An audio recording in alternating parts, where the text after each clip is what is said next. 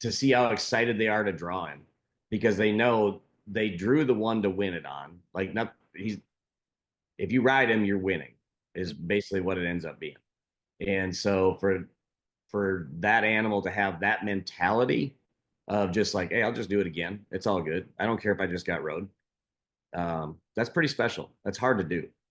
Hello, everybody. Alex Dodd here from the Chute Bosses. Special edition today, joined by Matt Scharping from Phenom Genetics. Man, Matt, you guys have had a sensational season over there. Just kind of how would you assess the year you've had? I know we were talking earlier, just kind of the ups and downs of a long year, but for it to finish the way that it has to be pretty impressive for you. Yeah, this year has been, I would say, like, as far as the rodeo run went, the best set of bulls I've ever been able to put together, which was exciting, not knowing because we'll buck a lot of young bulls too. And for those young bulls to step up like they did this year was unbelievable. And then the older bulls followed through and did what we know that they can do. Yeah, it was an amazing year for how all the animals put their years together. Um, it's something to take a lot of pride in, but also not to be satisfied with. How do you guys evaluate the performance of your bulls over the course of a season? I know that's probably something pro rodeo fans don't know what you guys do to evaluate how a year went for you.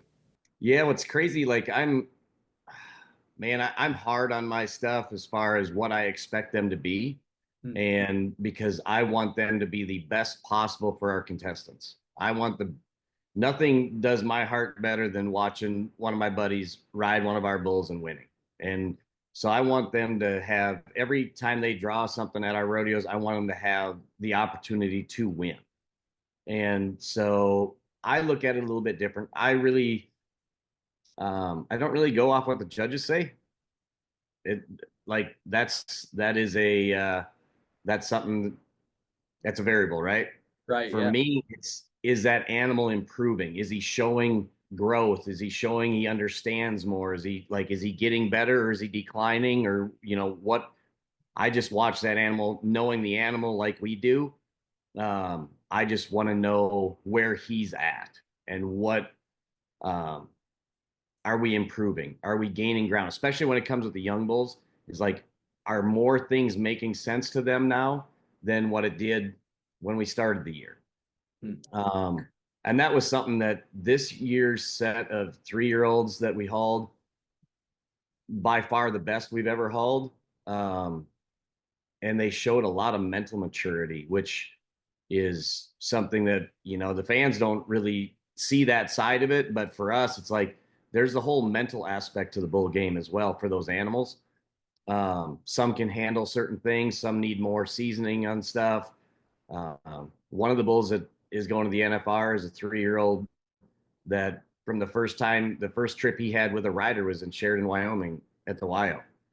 And he did the same thing every time, had a lot of really great guys on his back, and just kept doing the same thing. And he's so mentally mature and calm about everything, stands good in the chute. Like, there's all these things, handles well, travels well, like all those things that go into that animal having a great year. There's a lot of aspects that come into it. Absolutely. You've kind of got an interesting background. You were in racing, you're from an ag family, but how did you decide that ultimately you wanted to be a stock contractor and you wanted to raise bucking bulls? Man, I don't know how long this your Zoom call is good for. Hey, it can go as long as you want it to go, Matt. Like, a lot of people don't realize like where I came from. I didn't grow up with rodeo. I didn't grow up with bucking bulls. Um, I was a tool salesman and I drove race cars. And the in 2005, I was the number one tool dealer in the country, and they sent me to Michigan and Northern Indiana to build a district. So when I was over there, I realized, like, man, I missed the animal side of being on the farm. Like, I wasn't living on the farm when I left, but I could go to the farm and all we had were some beef steers. It wasn't any big deal, but I enjoyed working cattle. And when I was out there, I realized, number one, corporate life wasn't my deal. And number two, I just wanted to go home. But I gave him my word I'd be there for 2 years, and that's what we did. And then I just wanted to raise cattle when I got home. And in the meantime, I was looking for a horse for my daughter. I thought, well, my daughter is young. I'll get her a horse. We can have that animal interaction. I didn't grow up with horses either. So it was part learning for me too.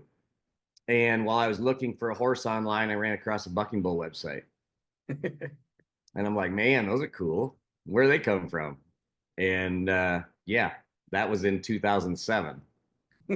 So it's been a wild ride. We've had, I started raising some just as a hobby. I went back selling tools when I moved home and started raising some. And then, uh, like the first bull that really started making money as a calf with a dummy was High Test, who was out of my first calf crop I ever raised. He's 16 years old, still stands here on the farm. Awesome. But like when he started making money, I wanted to donate to charity. So then I got hooked up with Jared Allen's Homes for New Warriors and started raising money for them. Jared and I became friends, and we went and bought some of those superstar bulls.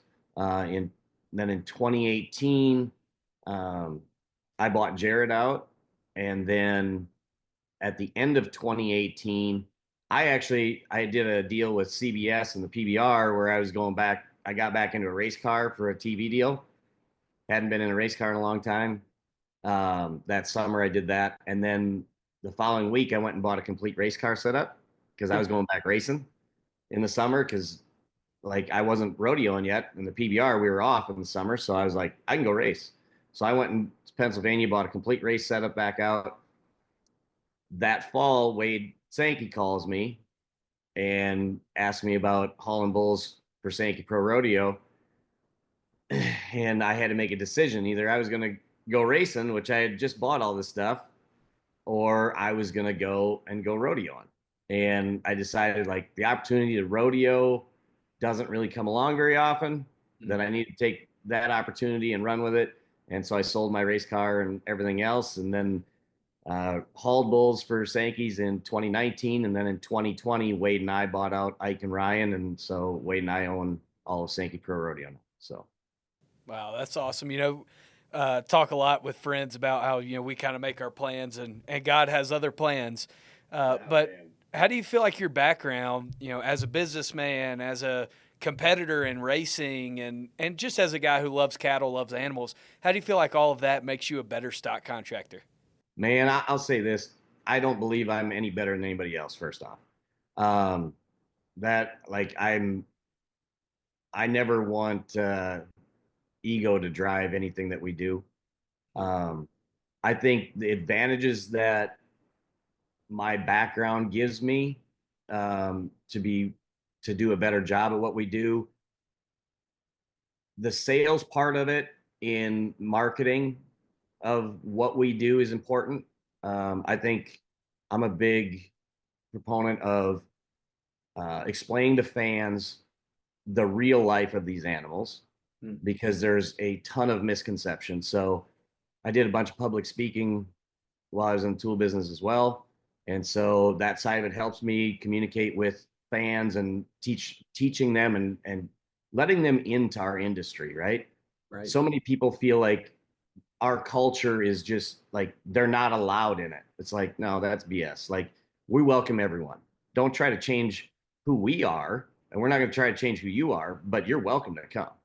Yeah. And so I think that stuff helps me with that, but it also just helps rodeo in general, not necessarily me, just helps rodeo in general, where we can get the word out of how our animals are treated and why the animals do what they do and those types of things. Uh, um, racing, racing, um, Racing gave me a lot. Racing it taught me a lot about sponsorships and how that stuff works and how the sponsor needs to get something out of it. It's not just what's in it for me, it's what's in it for both of us. We both have to win in order for that to work. And then the competitiveness that's like I said, I'm never satisfied. Am I happy? Yeah. I'm not satisfied. We can be better and we will be better. Like I'll never be, no matter how good it gets, it can always be better and we'll always work at trying to make it better. So, um, but that's the racing mentality, right? It's no matter how fast you are, you can be faster. So we, the old theory of one of my best friends has a on a sticker on his car, on his race car, he still races. We don't go to the races for second places. That's truth. Like you go to win, and that's like it's a different mentality. And I've even tried to share that with some of the bull riders. Like, you don't come here to buck off. You if you do, you take it as a lesson learned, learn from it, move on. Tomorrow's another day. Have ride with a clear mind and come to win. Don't do. I told my kids this growing up. Like, you don't do anything half-assed. Like, if Mm. you're gonna do it, you be all in and you be good at it. Nobody remembers anybody that's average at anything. So And you mentioned the misconceptions maybe that some people have of our industry and particularly the livestock side. And you talk about your first bull is still standing in your pasture today at 16. I mean, you guys have relationships with these animals. I mean, you're living with them, you're working with them. You've seen them from when they're a calf to when they're at their first NFR. Just what's it like just being around these animals and caring for them in that way? oh, did I lose you? I think we're still good. Yeah, I think we're still good. But what's it like being around these animals and caring for them that way? The greatest thing to me is the relationship that you get to build with these animals. Um,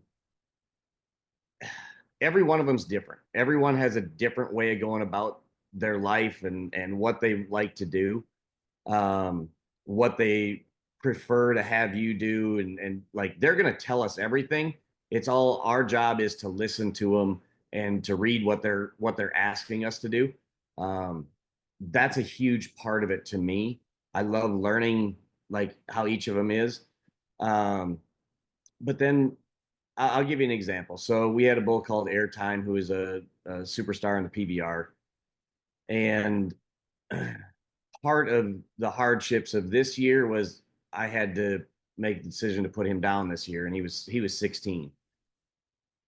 I've lost both my mom and my dad, and been through a couple divorces. Like I've had a lot of loss in my life, and I've never been through anything as hard as that was. Hmm. So for people who don't believe that we care about these animals, it was harder for me emotionally dealing with the loss of him than it was anything. But I think a lot of that is because of the bond that we build with them, um, and the trust we have to. The hard thing is you have to trust those animals, which can get a little sketchy at first, but then that's how you build their trust in you. Hmm.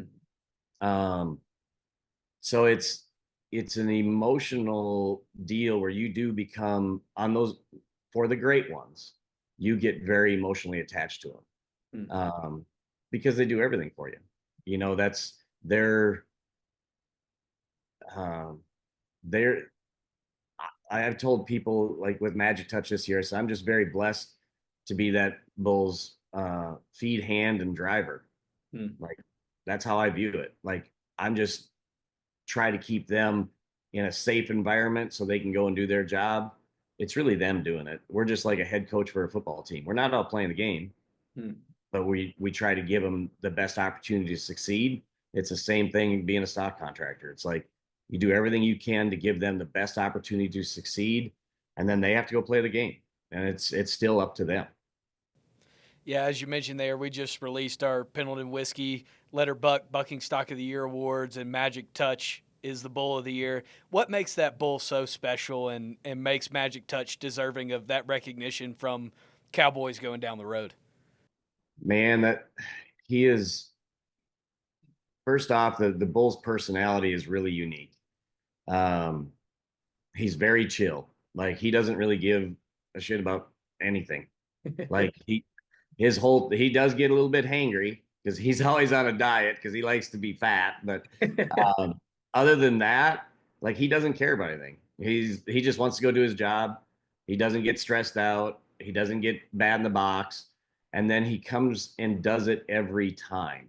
And like for that animal to put together the year that he did, um, is super special to me just because I know how hard it is. Like when I had airtime going, we were up for a world title 3 years in a row and had the rankest bull alive, but couldn't get that world title one. Hmm. And because one bad day messes everything up.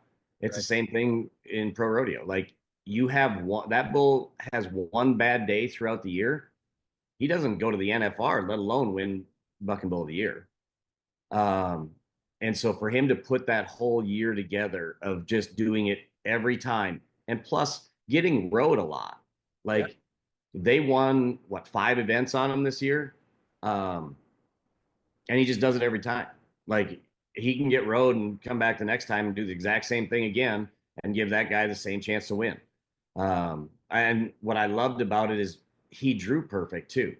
Like he drew all the best guys everywhere we went. And how often does that happen?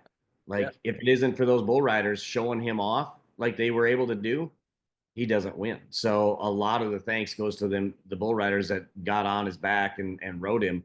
And there's nothing more fun for me than to see, my buddies go and win on him and to see how excited they are to draw him because they know they drew the one to win it on. Like not he's if you ride him, you're winning is basically what it ends up being. And so for that animal to have that mentality of just like, hey, I'll just do it again. It's all good. I don't care if I just got rode. That's pretty special. That's hard to do. Absolutely. You mentioned, kind of consistency and how hard it is to perform at that level for a long time. An animal that's definitely done that is Sankey Pro Rodeo and Phenom Genetics, the black tie. Finishes third in the voting this year, has won the award before. Man, that's one of my favorite horses to watch perform in the arena. What makes the black tie so special, and what's given that horse staying power?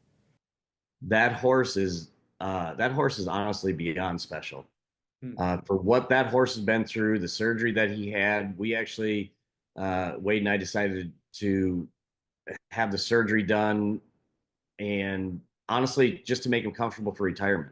Hmm. And then when he comes out of surgery and like how he was getting around, it's like I think he's good to buck again.